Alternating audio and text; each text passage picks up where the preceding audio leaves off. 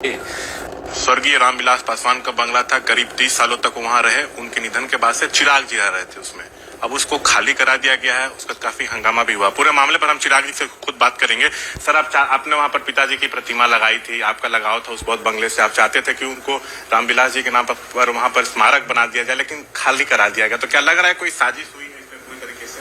देखिए, मैं साजिश का जिक्र नहीं करूंगा, बट हाँ, जो तरीका था, मैंने बार बार इस बात को कहा है कि यकीनन मेरे पिता की बहुत सी यादें उस घर के साथ जुड़ी हुई हैं। मेरे ही नहीं बल्कि उनके जितने भी समर्थक हैं, उनको मानने वाले जितने करोड़ों लोग देश भर के, मैं से बिहार का ही जिक्र नहीं करूंगा, उनका एक आशियाना, एक आश्रय दिल्ली में होता था 12 जनपद के नाम से, जहां पर बेझिझक वो लोग जाते थे और मेडिकल में काम हो, एम्स में काम हो, डॉक्टर को दिखाना हो, किसी और तरीके की समस्या हो, रहने की, खाने की, इन तमाम तरीके की व्यवस्था मेरे नेता आदरणीय रामविलास पासवान जी ने दशकों से वहां पे कर रखी थी।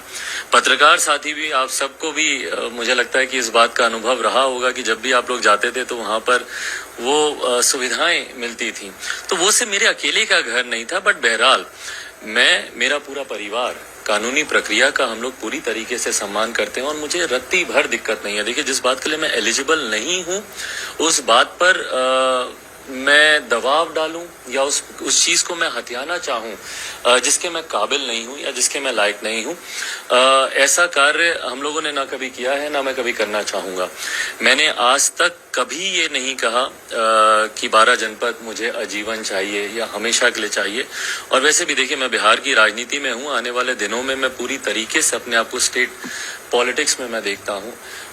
बिहारियों के लिए, बिहार के लिए कार्य करना मेरा एकमात्र लक्ष्य है। तो ऐसे में 12 जनपद हमेशा मेरे पास रहे, ये ख्वाहिश मेरी कभी नहीं थी। और इसीलिए हम लोग पूरी तरीके से, जो तारीख हम लोग को दी गई थी, उस तारीख से पहले ही हम लोग खाली करने को तैयार थे।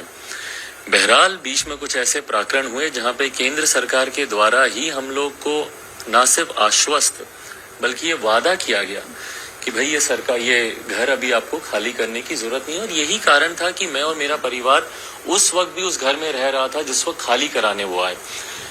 मेरी दिक्कत बस इस तरीके से है कि भाई क्यों हम लोगों को कहा गया, जब तक हम लोगों को कहा जाता था कि भाई आपको 5 दिन के बाद आपको खाली करना है या 10 दिन के बाद आपको खाली करना है, बातचीत होती थी, बातचीत से एक रास्ता निकलता था। तो जब तक वो रास्ता निकला हम लोग रहे।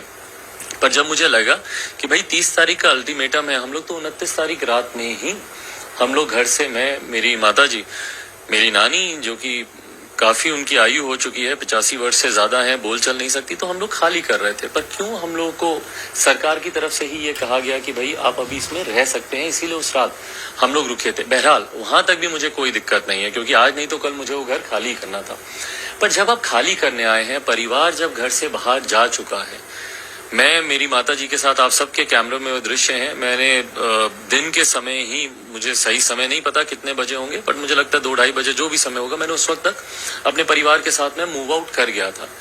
उसके बाद फोर्स के द्वारा, इनके अधिकारियों के द्वारा, किसके कहने पर, नहीं कहने पर मुझे नहीं पता, बट जिस तरीके से मेरे पिताजी की तस्वीरों को बाहर फेंका गया, मतलब लिटरली फेंका गया। मेरे घर का जो स्टाफ उस वक्त वहां पे था, उन्होंने मुझे बताया, डॉक्टर बाबा साहब भीमराव अंबेडकर जी की जितनी भी प्रतिमाएं हैं, मूर्तियां हैं, तस्वीरें हैं, उनको जिस तरीके से घर के बाहर सड़क पर, वो वीडियो भी आप सबने देखा होगा। देखिए, तकलीफ होती है मुझे इन सारे दृश्यों को देखकर कि भाई ऐसा तो कोई इतना बड़ा गुनाह नहीं किया, घर हम लोग खाली करने के लिए तैयार थे और हम लोगों ने खाली कर भी दिया था। बट उसके बाद आप इस तरीके से अपमानित करेंगे, मेरे पिताजी की तस्वीरों को फेंकेंगे, डॉक्टर बाबा साहब भीमराव अंबेडकर जी की मूर्ति को, मेरे माता पिताजी का जो बिस्तर है उस पर जिस तरीके से अधिकारी चढ़कर, जूते चप्पल पहनकर, तो मतलब ये एक अपमानित करने वाली बात। इस बात से मुझे ऐतराज है। आपने घर खाली कराया, मैं उसके लिए एलिजिबल नहीं हूं, मुझे कोई दिक्कत नहीं है।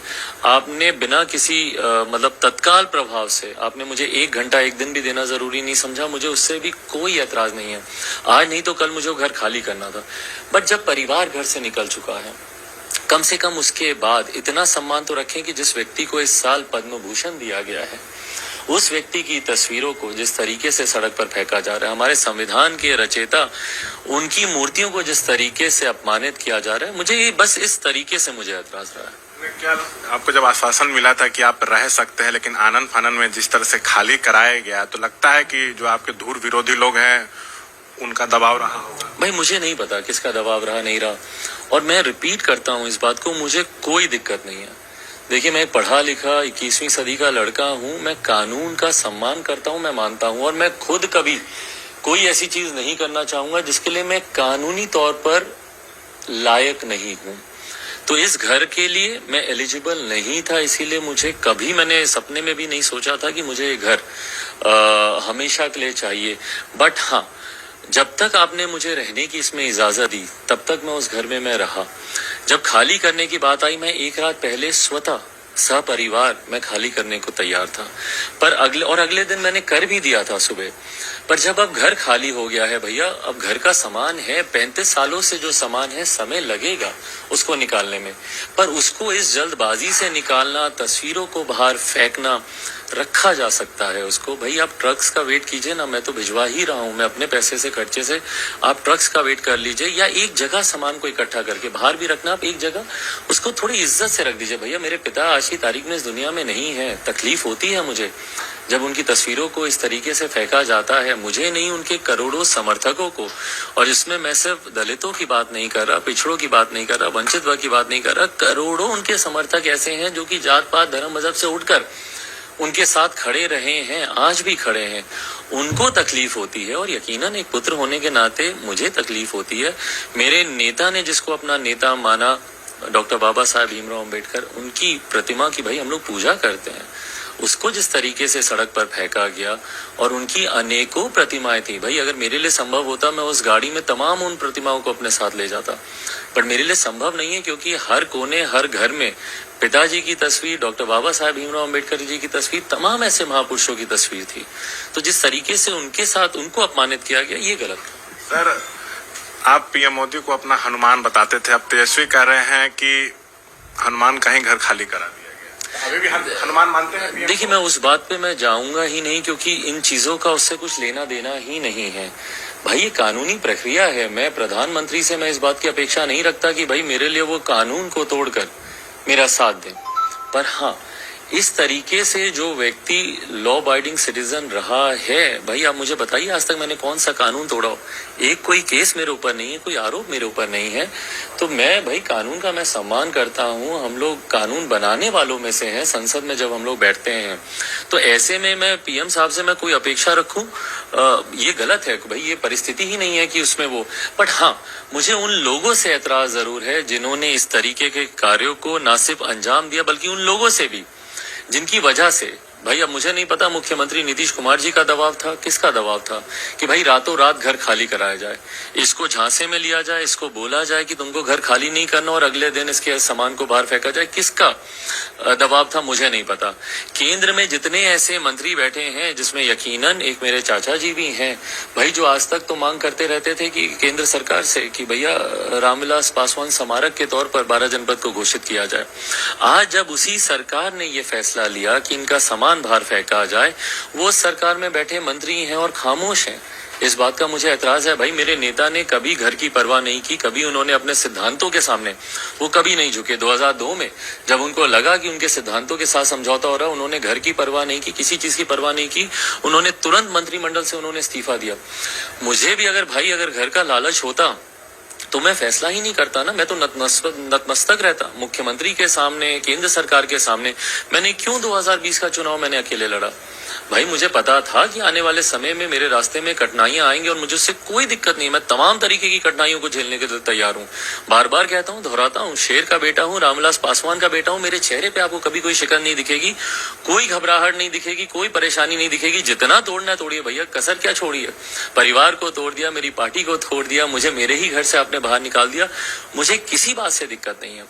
पर जिसकी वजह से ये लोग केंद्र में आज मंत्री बने हुए हैं, जिसको ये लोग अपना भगवान कहते थे, आज जब उनके भगवान को का तिरस्कार किया जा रहा है, उनके मंदिर को तोड़ा गया है, तो किस मुंह से आप उस सरकार में आप मंत्री बने हुए बैठे हैं? मुझे, मैं पुनः इस बात को मैं स्पष्ट कर दूं, मुझे घर से बाहर निकाला, मुझे कोई दिक्कत नहीं है भाई, मुझे निकलना था। मुझे आप लोगों ने समय नहीं दिया, मुझे उससे भी कोई दिक्कत नहीं है। वो सारी चीजें कानूनी तौर पर सही हैं, मुझे 1% का उसमें इशू नहीं है।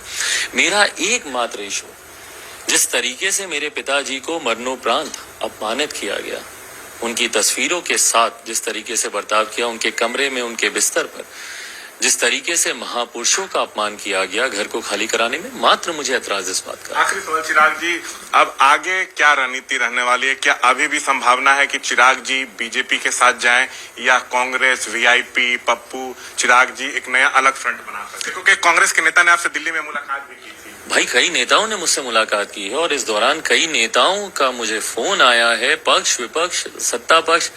ताज्जुब की बात होगी कि जनता दल यूनाइटेड के कई नेताओं ने अपनी सहानुभूति मुझे फोन कर कर उन्होंने जताई है।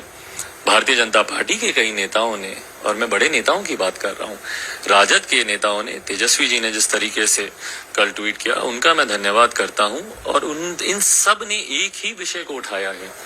देखिए, घर का इशू नहीं है और मुझे नहीं समझ में आता कि घर को राजनीतिक मेलजोल से कैसे जोड़कर देखा जा सकता है। ये टोटली एक सेपरेट इशू है। इससे मेरे रिश्ते किसके साथ बनते हैं, किसके साथ बिगड़ते हैं, उसका कोई लेना देना नहीं। मुझे नहीं लगता कि भारतीय जनता पार्टी का कोई भी नेता या केंद्र सरकार का कोई भी नेता इस बात से सहमत होगा कि भाई ये तरीका सही था। क्या वो सहमत है कि मेरे पिता आदरणीय रामविलास पासवान जी की तस्वीरों को फेंक देना चाहिए था, डॉक्टर बाबा साहेब भीमराव अंबेडकर जी की मूर्तियों को तोड़ देना चाहिए था? क्या कोई सहमत होगा?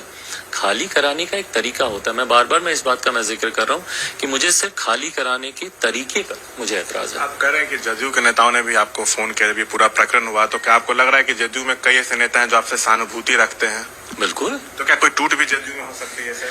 भाई मैं उस सोच का व्यक्ति नहीं हूँ कि मैं किसी पार्टी में तोड़फोड़ करूं। मैं खुद इसका शिकार जरूर रहा हूं, इसलिए मैं जानता हूं कि ये परंपरा उचित नहीं है। तोड़फोड़ की राजनीति में मैं विश्वास नहीं रखता हूं। स्वतः अगर अपनी इच्छा से कोई आना चाहे, उसके लिए मैं प्रयासरत नहीं रहूंगा, पर अगर अपनी इच्छा से बिहार फर्स्ट, बिहारी फर्स्ट पर जिसको विश्वास